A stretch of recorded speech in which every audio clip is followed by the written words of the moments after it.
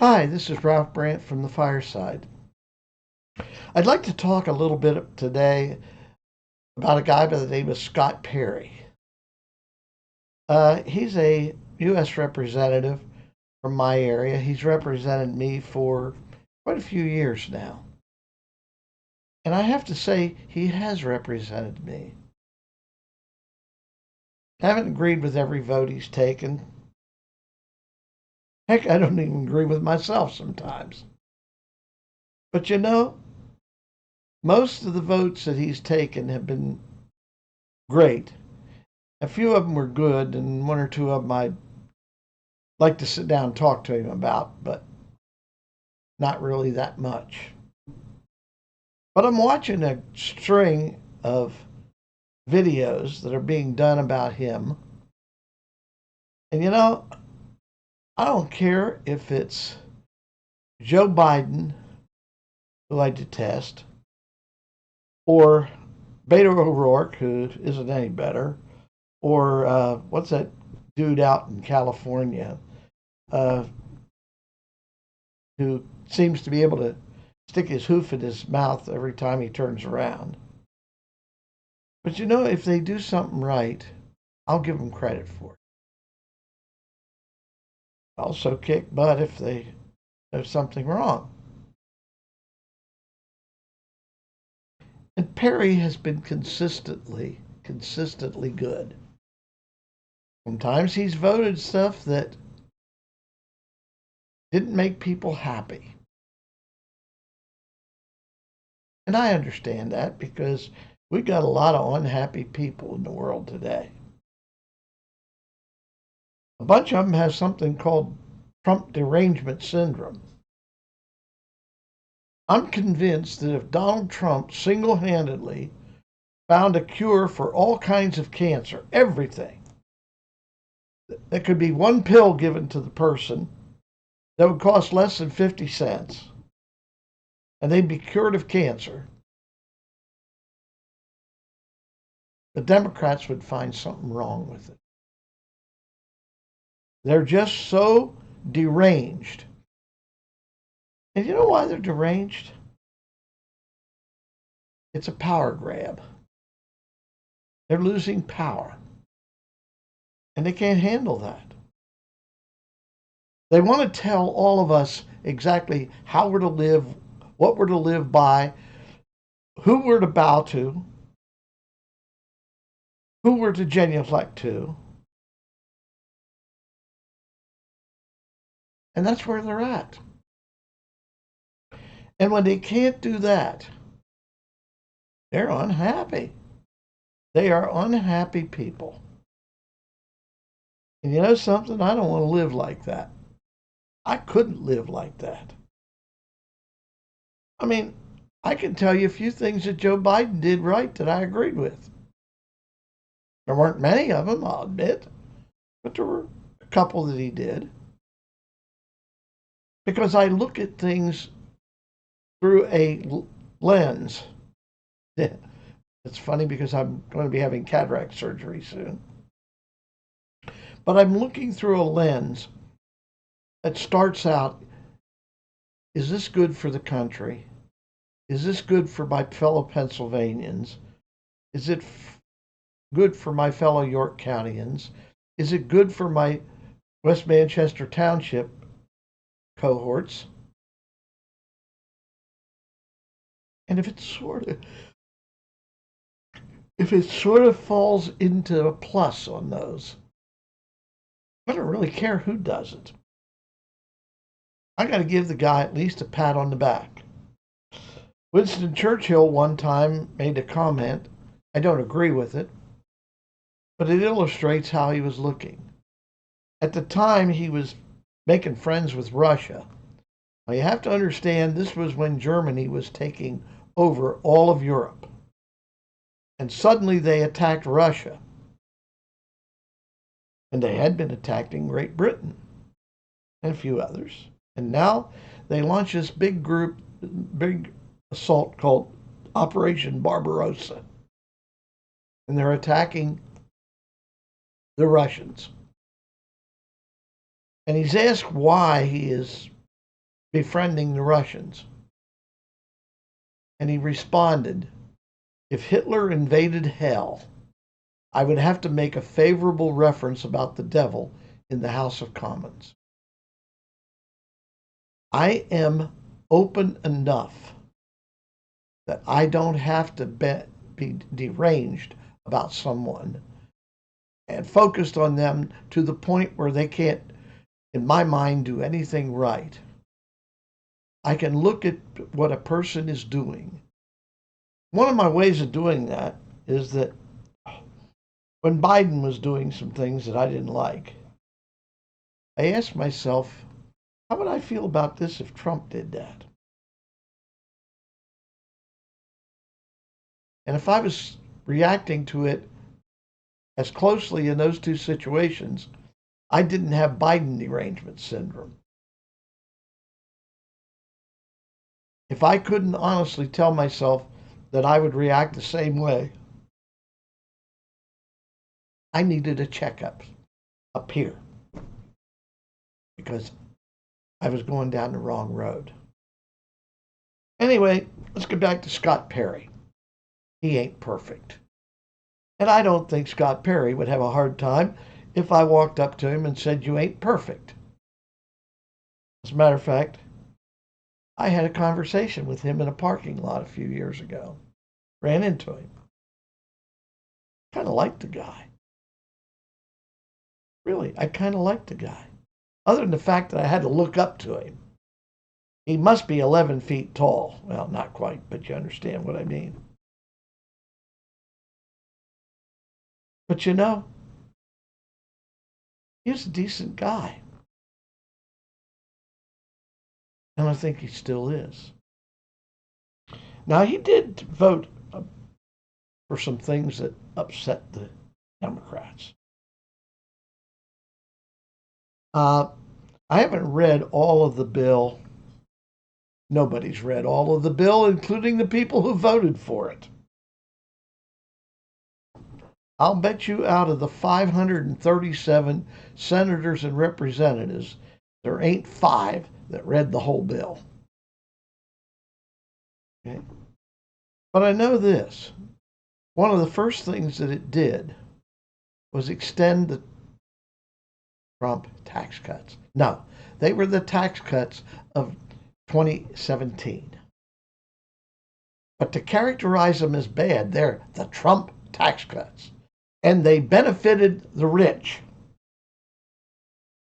Let's see. Before that tax cut, I was paying about $11,500 in taxes. Let me explain something to you. Federal income tax is not the amount that you get back or you owe at the end of the year. Federal income tax is the amount that the federal government keeps.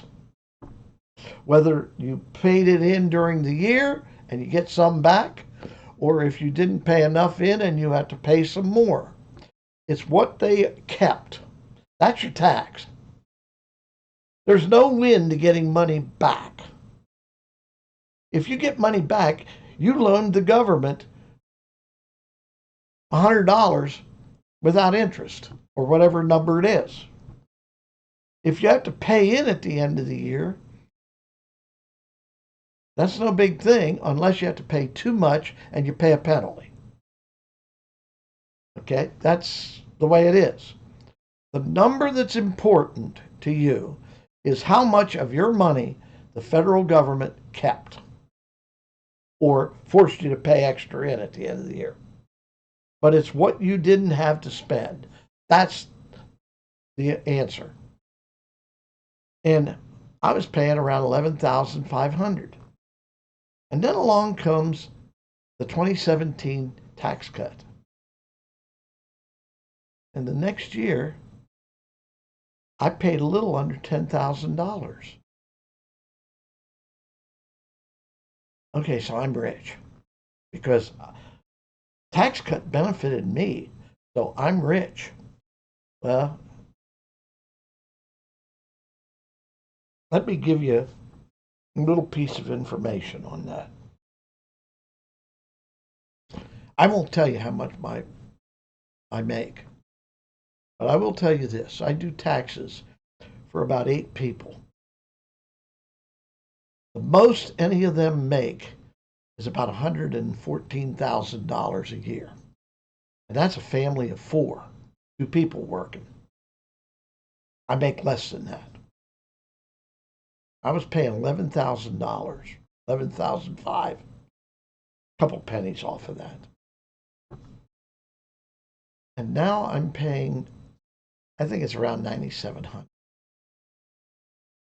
But if the Democrats had gotten their way earlier this year, my tax bill would have gone back up to 11,500. That's about $2,000 a year more that I would not have to spend.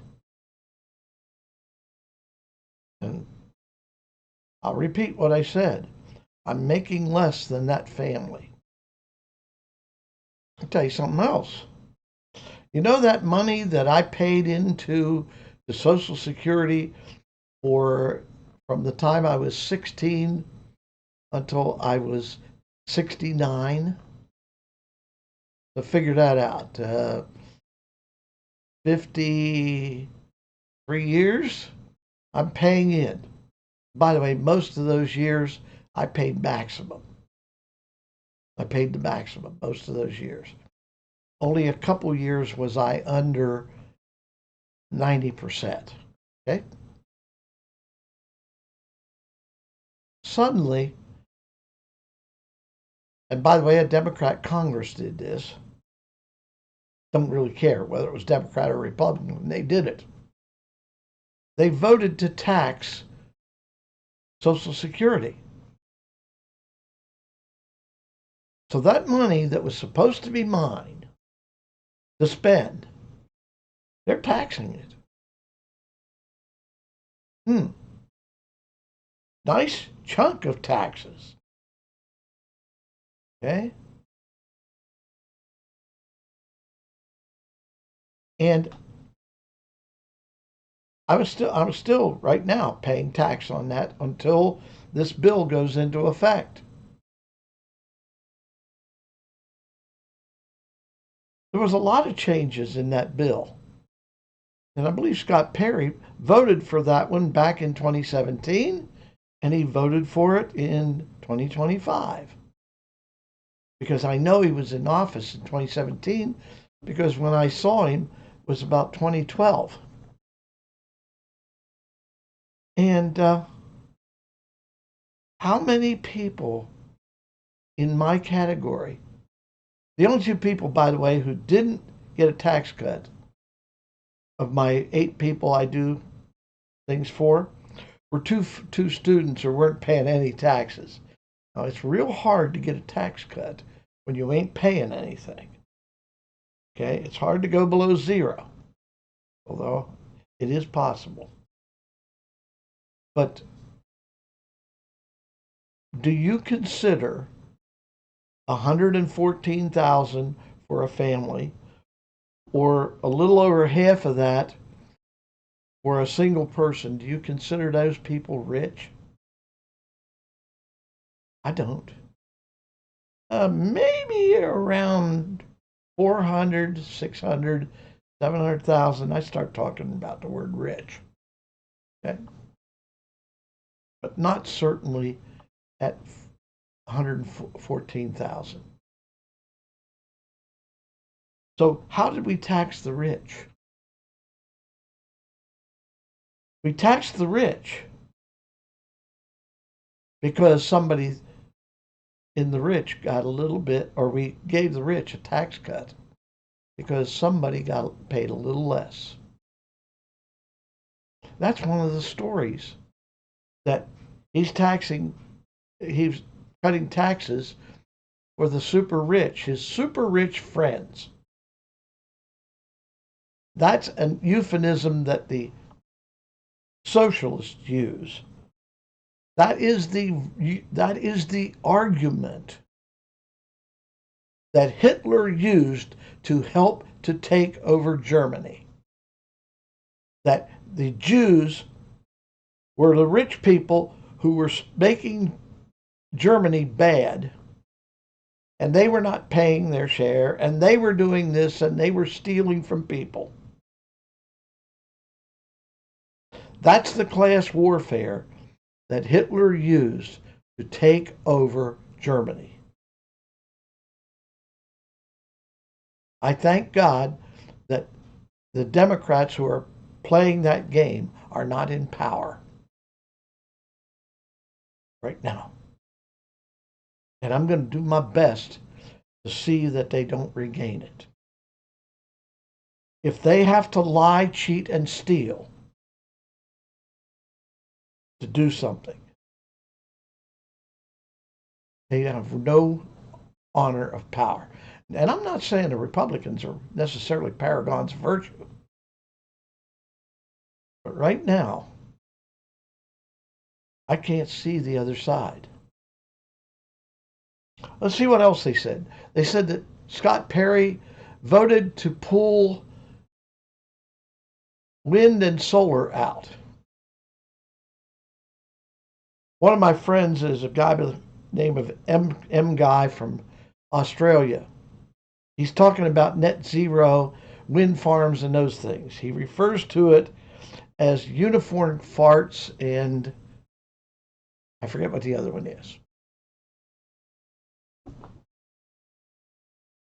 We can't build batteries big enough to take care of the major electric load. But we're screwing up the systems with that.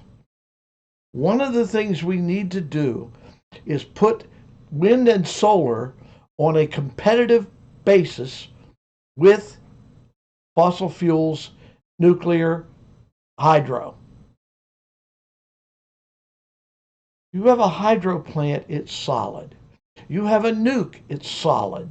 You burn natural gas or coal, it's solid. You put up a wind farm, and it depends on whether the wind blows or not. You put up a solar panel, and it makes electricity from about 9 in the morning till 3:30 in the afternoon if it isn't cloudy. I know the figures because I've looked at them. I'm going to be putting up a few solar panels here, but I'm putting it up for emergency power, not for regular. Now, I will feed it into my system during the normal times to reduce my electric bill. But it ain't a pay for item. It will not pay for itself. Okay? It will reduce my load, and by doing that, it will be tested every day. Every day I will know that the system is still working. That's a totally different thing than the panels on the roof. I'm going to only have about 6 panels. That's all I need. If the grid goes to pot, I will have refrigeration and heat, and a little bit left over for some entertainment, lights and whatever I need. But that's why he voted against it, was to put wind and solar on the same footing. On the federal government has its thumb on the scale to make wind and solar cheaper. First thing is they're giving massive amounts of our tax money to build these solar farms and wind farms. If they had to go out and borrow that money and pay the interest on it, solar and wind would be more expensive. But it's the thing that the woke crowd wants to pass. I'll do some more on that later. The other thing is Scott Perry wants to take 17 million people off of Medicaid. Yeah, I do too. The 17 million illegal aliens who are getting it, actually it's 16, not 17. How about the millions that are able-bodied that are not working and are collecting Medicaid. No. And by the way, they weren't real hard-hearted. The guy doesn't have to go out and get a job. He just has to do 80 hours of community service every month. Yeah. Yeah, so it's 20 hours a week. Gee, is that too much to ask? No. No. The problem is that people who have no skin in the game are helping make decisions. This is what they're blaming Perry for. Hospitals and nursing homes are going to go out of business. Every one of those I've got questions about. Some of them I know are wrong. And if I have 3 things out of 5 that are wrong, it's in an ad, why should I believe the other 2? I mean, I'm just asking. I have no reason to believe that the other 2 are any more accurate. Yeah. So what did Scott Perry vote against? Oh, that's right. He voted to allow the oil industry in general to put methane in the air. And there's no real evidence of that. It's relaxing some overall regulations that probably are way too stringent anyway. And I'll go into another short rant that they didn't have in that. You know, one of the big things right now is net zero. No more carbon dioxide. Do you know that back in, I'm going to say the 1960s, there was a thing called the biosphere during the International Geophysical Year. They put up this big plastic dome. I'm talking maybe the size of a football field or larger. I've forgotten the exact information on it. But if you look up geosphere, you'll find it. And they were able to control the rainfall, quote, watering, fertilizer, and atmosphere in there, growing plants. And they found out that if they raised the amount of carbon dioxide in there, some plants produce 50% more food. You know, like if it was wheat, it produced 50% more. What would, and it was only, by the way, a small increase in the carbon dioxide. Maybe, just maybe, we ought to let these power plants continue to spew some carbon dioxide. And by the way, carbon dioxide is not the biggest, whatever you want to call it, a cause of global warming, by the way, if that is really existing. And that's a question. But carbon dioxide is not the big one. The biggest greenhouse gas, the one with the most impact, and by the way, the one that has the most of it, is something called water vapor. I'm looking for the Democrats to pass a law against water vapor. Okay, sorry. Yeah, water vapor is the big one. Secondly, the amount of carbon dioxide that is produced naturally by the earth, by volcanoes, by rotting, things like that, is more than what we're producing out of power plants and cars. In other words, man-made CO2 is less than natural. And maybe we ought to let it go up. By the way, the other thing about those plants is that they found out that those plants would grow and thrive with less water. Meaning that there's arid areas of the world that if we left the carbon dioxide come up a little bit, they might be able to grow more food.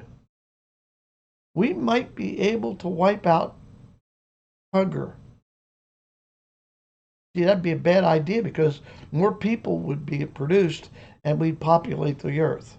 Well, I'm not sure about that either. But this is what we're looking at. The other bad one is methane, but it's a fraction of water vapor, and carbon dioxide is a fraction of methane. And quite frankly, the models are being proven wrong. And I'll go back and ask you one other question.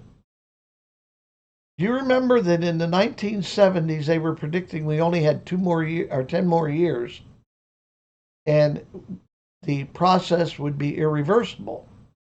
And then they said the same thing in the 80s and the 90s and 2000 and 2010 and 2020. They also at one point told us that all the polar bears were going to be dead in 15 years. Polar bears are increasing in number. The oceans are going to rise. But you know what's funny about that is the same people that are telling the oceans are going to rise are buying beachfront property. Wonder what that means. If I was convinced the oceans were going to rise, I wouldn't buy a home on the beach. Now, maybe I'm smarter than the people that are predicting this stuff, but I wouldn't. And this is the kind of stuff we're looking at. And Perry only voted against, which is in the bill, the unequal playing field for fairy dust and unicorn farts. That's the two. I love that guy. By the way, you want to see some good YouTube videos that really talk about something? Look up M-Guy, M-G-U-Y. He's an Australian. Don't hold that against him. He's okay. And this is what we're doing. And they're just trying to crucify Scott Perry. Do you know why they're trying to do him? It has nothing to do with his vote. That's the thing. There's only one reason why they want to do in Scott Perry. That's one vote in the House. And that could make Joaquin Jeffries Speaker of the House if they happen to be right on that border. And him being replaced by a Democrat would give Jeffries the Speaker of the House and control over the purse. Look at how the Democrats spent money in 2021, and then tell me that you want Democrats to have control over the power of the purse, which, by the way, is really the biggest thing that the House does. Biggest thing the House of Representatives does is control spending. Now, they got to get the Senate to agree with them. But I fear what will happen. Remember that we had around 20% inflation in the first 3 Biden years. Can we handle another 20% inflation? Now, I know everybody's yelling about the little bit of money on tariffs, but honestly, that hasn't fueled even a tenth of the inflation we saw in the first 3 Biden years. Not at all. And I think we're going to see that money coming back to us. I think we're going to see that. I really think it's going to be a benefit to the average American. And that's what I look at. It's not whether Trump wins something or the Democrats lose something. It's what happens to the American people that I care about. Unfortunately, we have 49 senators, I think it is, and about 212 members of the House of Representatives that care more about power than they do about the average American. Now, I will say this for some of them. I think some of them are just plain scared. They're scared of two things. First thing, of being primaried. That means that the Democrats pull something to have them lose the primary. Second thing is, I'm not sure some of them wouldn't have threats on their life. And I'm going to throw something else in here. If you look at the mass shootings, go back at them, and by the way, I have.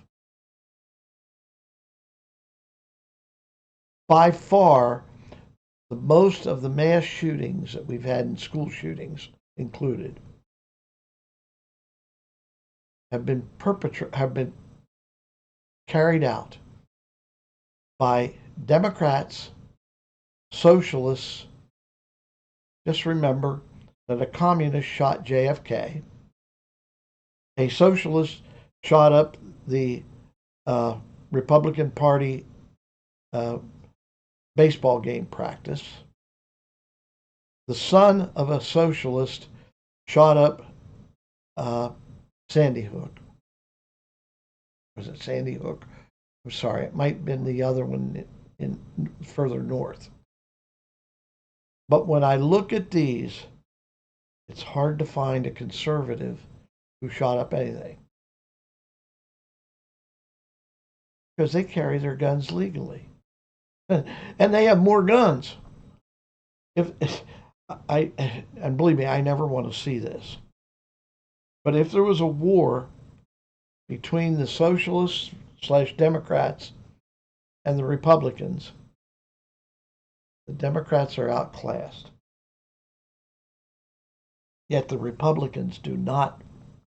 The Republicans being, some of them are not Republicans, but they are right wingers that fall more with the Republican Party, definitely, than they do with the Democrats. Start looking at that. Stop looking at what's happening as reported in the news. One of the things I watch is congressional hearings. They're boring, but it's amazing how much you learn. And this is why I have this problem. I ask you, if you're voting for a Democrat, are you voting for them because of what they're doing and what they're doing for America, or because you've always voted for them? Tell you a little story about always doing something. This young girl is getting ready to cook a ham for Easter. And her mom says, "Oh, we always cut the one end of the ham off and put it in a separate pot to cook it." And she said, "Well, why?" And her mom says, "Well, my mom always did that." So they call her mom. And her mom says, "Well, my mother always did that." So they call grandma, great grandma. And they said, "Why did you always cut the end of the ham off and cook it in a separate pot?" And she said, "Because I didn't have a pot big enough to cook the whole ham." Are you voting Democrat because you didn't have a pot big enough to cook the whole ham? Or is it because you haven't looked at what's going on carefully? Or have they rammed so much into your head about Trump that you've fallen victim of Trump derangement syndrome. That's where no matter what Trump would do, it would be wrong. And by the way, they're lumping Scott Perry into that. Think about it. As Artie Miller or Artie Johnson used to say on, uh, what was the TV show? Roland and Martin's Laugh-In. He'd look at the camera and say, very interesting. Think about it. That's what I'm asking you to do. Think about it. This is Ralph Brandt from the Fireside.